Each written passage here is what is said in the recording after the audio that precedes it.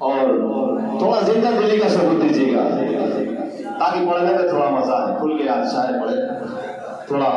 आज एक मतलब और एक शेर हाजिर कर रहा हूँ मुलाहिजा फरमाए कि तारिक हसनैन भाई और उस्ताद मोहतरम जनाब अंसार पैकर साहब और हमारे मकबूल भाई जिनकी मोहब्बत मुझे यहाँ खींच लाई है, उनके लिए एक मतलब और एक शेर है। मेरी तबीयत नासाज थी लेकिन उनकी मोहब्बत खींच लाई थी मुझे कि तमन्ना खींच लाती है न चाहत खींच लाती है।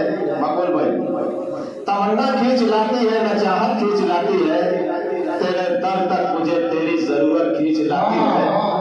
अब मैं तेरे पास मिलने के लिए हरगिज़ नहीं आता, मगर मैं क्या करूं, दिल है मोहब्बत खींच लाती है। मकबूल भाई के लिए आगे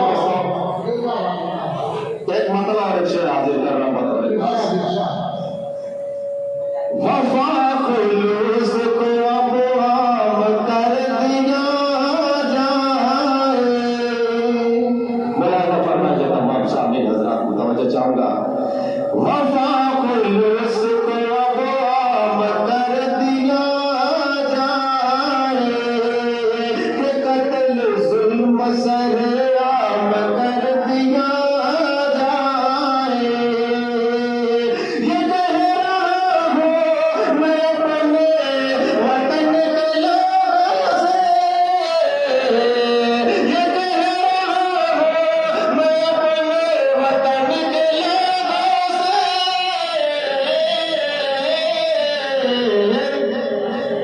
बुलंद प्यार का पैगाम कर दिया जाए।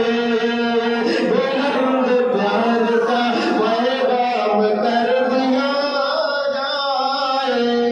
आइए दोस्तों, एक मतलब और एक शेर के बाद मैं मुकम्मल गजल हाजिर कर रहा हूँ। मुलाजा फरमाएंगे कि बहुत ही प्यारा ये मतलब और एक शेर है। अगर सच्चा लगे तो दुआओं से नवाजिएगा कि दिल में अपने ये हौसला रखना।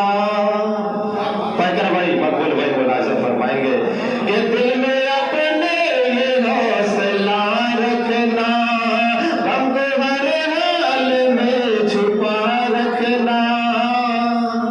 दिल में अपने ये हौसला रखना, गम को हर हाल में छुपा रखना।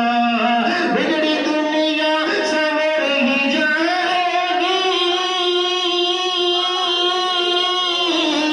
बिगड़ी दुनिया संवर ही जाएगी।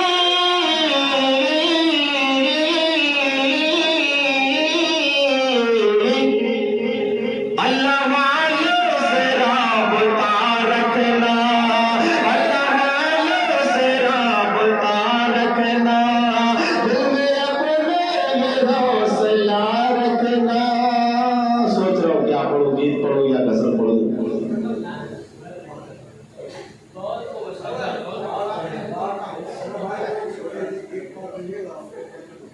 नहीं, एक नज़्म है मेरे पास जो अब तक नहीं सुनी होगी, बिल्कुल ताज़ी है कि जब कोई परदेश में अपने परिवार को छोड़ के जब परदेश में रहता है तो उसकी वाइफ कैसे अंदाज में उसको याद करती है। मैं एक नज़्म हाजिर कर रहा हूँ, मुलाहिजा फरमाएंगे मकबूल भाई।